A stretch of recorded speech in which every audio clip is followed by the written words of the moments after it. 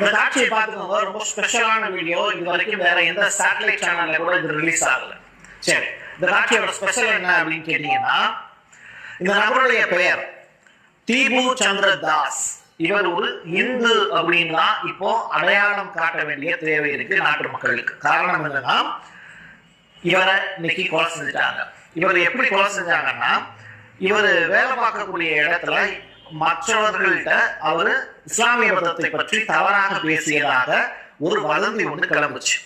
அதற்கு பிறகு இவரை போலீஸ் ஸ்டேஷன்ல கொண்டு போய் ஒப்படைக்கிறாங்க. போலீசார்கிட்ட இருந்து மாப் கலகரக்கார கும்பல் இவரை அப்படியே வெளியில கூட்டிட்டு கடத்தி கொண்டு அடிக்க ஆரம்பிக்கிறாங்க. அதற்கு பிறகு இவருடைய ஆடைகள் களையப்படுது, நெஞ்சிலேயே மிதிச்சு சாகடிக்கிறாங்க.